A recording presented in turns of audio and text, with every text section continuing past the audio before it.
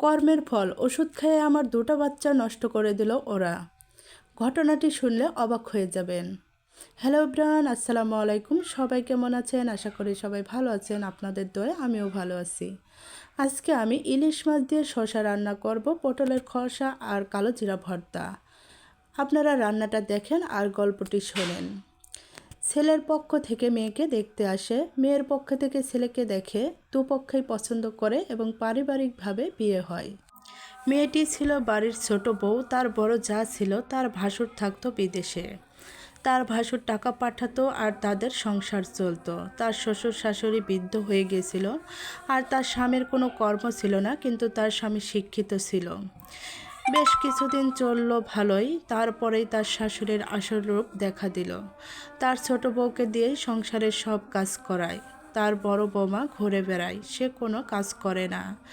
তাকে দিয়ে অর্ডার করায় আরও এটা করো ওটা করো। তা ছোট বউর খারাপ লাগে, সে বলে কেন এমনটা করে আমার সাথে, আমি শুধু কেন একা কাজ করি। তখন সে তার শাশুড়িকে বলে যে আম্মা, পুরা সংসারের কাজ কেন আমি একা করব, আমার সাথেও তো ভাবি কাজ করতে পারে। তখন তার শাশুড়ি জানায় তার স্বামীর টাকায় এই সংসার চলে, তোমার স্বামী ঘুরে বেড়ায়, তাহলে তুমি কাজ করবে না কে করবে? তখন তো তার আর কিছু বলার থাকে না, সে কাজ করে সংসার করে যাচ্ছে।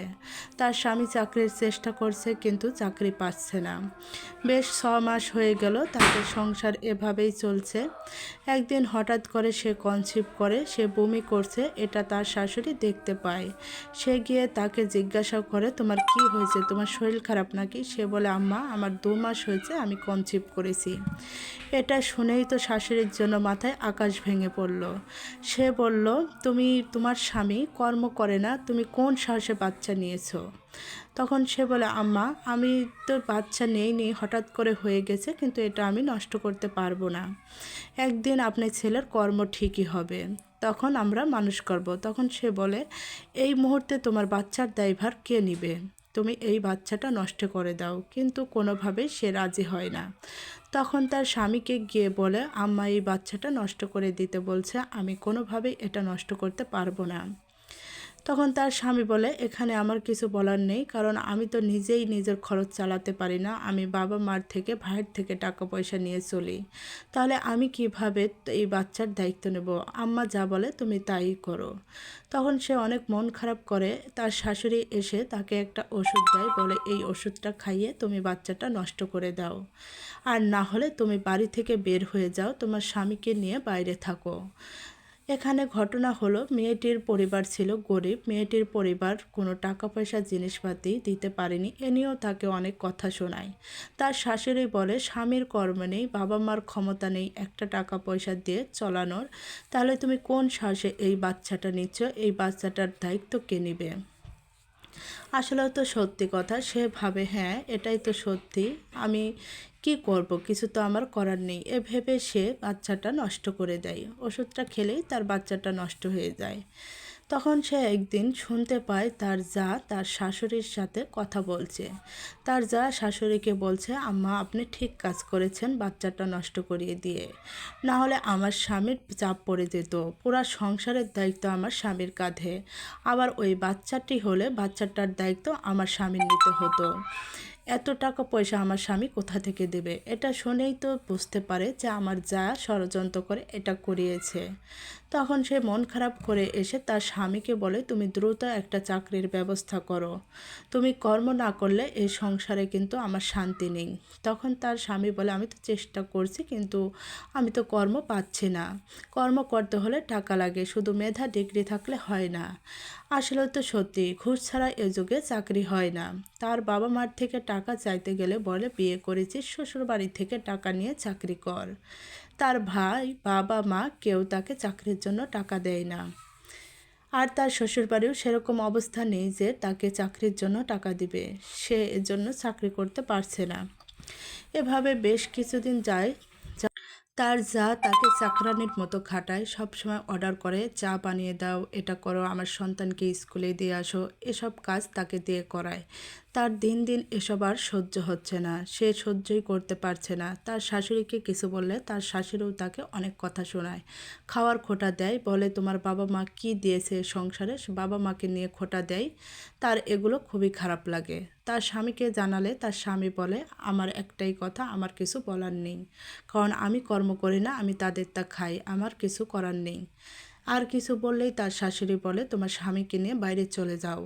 তখন তার স্বামী বলে দেখো এই অবস্থায় যদি বাইরে চলে যাই তাহলে তোমাকে খাওয়াবো কি, তোমাকে রাখবো কোথায়, চলবো কিভাবে। এই ভয়ে তারা চুপচাপ সহ্য করে সংসার করে যাচ্ছে। বেশ কিছুদিন যাওয়ার পর প্রায় 2-3 বছর হয়ে যায়, তখন সে আবারও কনসিভ করে। তখন একই ঘটনা ঘটে, তার শাশুড়ি আবারও জানতে পেরে তাকে এসে বলে যতদিন তোমার স্বামীর কর্ম না হবে তুমি বাচ্চা নিবে না, তোমার এই বাচ্চার দায়িত্ব কে নেবে, তুমি এটাও নষ্ট করে দাও, তোমার স্বামীকে বলো দ্রুত চাকরির ব্যবস্থা করতে, তোমাদের খাওয়াতেই হিমশিম খেয়ে যাচ্ছে, আবার এ বাচ্চাকে খাওয়াবো কী করে। তখন সে বলে আম্মা আমি প্রথমটা নষ্ট করেছি, আমি এটা কোনোভাবে নষ্ট করতে পারবো না, আমাদের খাওয়ার জুটলে আমার বাচ্চারও খাওয়ার জুটবে। তখন তার শাশুড়ি বলে একবেলা না খাইতে দিলে তখন বুঝবে যে খাওয়ার কোথা থেকে আসে। এ কথা শুনে তার খুবই কষ্ট লাগে। সে তার স্বামীকে গিয়ে বললে তার স্বামীর একই কথা, আমি কর্ম করি না, আমার কিছু বলার নাই, আমি কিছু বলতে পারবো না, কিছু বললে বাসা থেকে বের করে দিলে বিপদে পড়ে যাব, তুমি বাচ্চাটা আম্মার কথা শুনে নষ্ট করে দাও। তখন তার কিছু করার থাকে না, সে আবারও ওষুধ খেয়ে বাচ্চাটা নষ্ট করে দেয়। সে আবারও জানতে পারে এই ঘটনাটা নাকি তার জাই ঘটিয়েছে তার শাশুড়িকে দিয়ে। কথাই আছে পরের চালে ঢিল মারলে নিজের চালে এসে পড়ে। তার জায়ের ছিল 2টা সন্তান, একটা অসুস্থ হয়ে গেল আর আরেকটা টাকের নিচে চাপা পড়ে মারা গেল। এখন তার সংসারের অবস্থা খুবই খারাপ। সংসারে যদি সন্তান সুস্থ না থাকে আর সন্তান যদি মারা যায় তাহলে সেই সংসারে টাকা পয়সা থেকে কোনো লাভ নাই। যাই হোক, সে তার দেবরের সংসার সহ্য করতে পারেনি, তার দেবর তার বউকে নিয়ে ভালো থাকবে, সন্তান হবে, সেটা সে মেনে নিতে পারেনি। এখন তারই একটা সন্তান সে হারিয়ে ফেলল, আর একটা সন্তান খুবই অসুস্থ। তারা নানির পরে ঘুরতে গিয়ে অ্যাক্সিডেন্ট হয়ে তার 2টা সন্তানের মধ্যে একটা মারা যায় আর একটা অসুস্থ হয়ে যায়। এখন তাদের বেহাল অবস্থা। যাই হোক বন্ধুরা, আমরা এই ঘটনা থেকে বুঝতে পারি কারোর খারাপ চাইলে সেই খারাপটা নিজের হয়।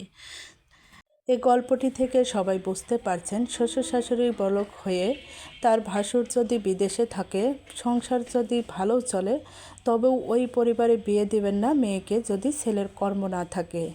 কারণ যার যত কিছুই থাকুক, স্বামীর যদি কর্ম না থাকে সেই সংসারে সে কখনোই ভালো থাকতে পারবে না। এটাই তার বাস্তব প্রমাণ। যাই হোক বন্ধুরা, এই যে আমি এখানে রান্না করে নিয়েছি শসা দিয়ে ইলিশ মাছ, আর এখানে আমি পটলের খোসা ভর্তা করব, সেজন্য এই যে সব কিছু ভেজে নিচ্ছি। যারা আমার পরিচিত বন্ধুরা আছেন তাদের কাছে একটাই অনুরোধ, আপনারা সবাই একটা করে লাইক দিয়ে কমেন্ট করে যাবেন, যাতে আমি কমেন্ট ধরে আপনাদের বাসায় পৌঁছে যেতে পারি। আর আমার রান্নাটি কেমন লেগেছে অবশ্যই জানাবেন বন্ধুরা। আর আমার কথার মধ্যে ভুল থাকলে সবাই ক্ষমার দৃষ্টিতে দেখবেন। আমি যখনই ভিডিওতে কথা বলতে যাই আমার কথার মধ্যে জড়তা শুরু হয়, কারণ আমি তো নতুন নতুন ভিডিও দিচ্ছি। হয়তো ইনশাল্লাহ ভিডিও দিতে দিতে ভয়েস দিতে দিতে আমার কথা ঠিক হয়ে যাবে।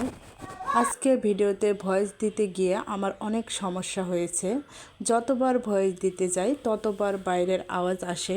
আমার বাচ্চারা সবাই ঈদের আনন্দে রাস্তায় বোম ফোটাচ্ছে, সেসব আওয়াজ আসছে, চেঁচামেচি সেগুলো চলে আসছে। এজন্য আমি বারবার ভয়েস দিচ্ছি আর কেটে দিচ্ছি। এরকম করতে করতে অবশেষে ভয়েসটা দিলাম। যাই হোক বন্ধুরা, এই যে আমি এখানে শুকনো মরিচটা বেটে নিলাম, আর এখানে কাঁচা পেঁয়াজ দিয়ে সরিষার তেল দিয়ে এটা আমি ভর্তা করে নেব। এই পটলের খোসা ভর্তা খেতে এত মজা, আপনারা যারা খেয়েছেন তারা জানেন, আর যারা খাননি অবশ্যই খেয়ে দেখবেন। এটা এখন আমি গরম গরম ভাতের সাথে খাবো। এই যে আমি ভাত দিয়ে খেয়ে নিচ্ছি। এটা খেতে অনেক মজা, আমার ভর্তা ভাত খুবই পছন্দ।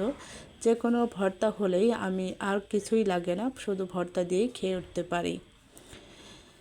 ভিডিওটি কেমন লেগেছে বন্ধুরা অবশ্যই জানাবেন, আর সবাই ভালো থাকবেন, সুস্থ থাকবেন, আমার জন্য দোয়া করবেন। আমিও আপনাদের জন্য দোয়া করব। যারা আমার ভিডিওটি দেখেন তাদের জন্য অনেক অনেক দোয়া রইল। সবাই ভালো থাকবেন, সুস্থ থাকবেন। আল্লাহ হাফেজ।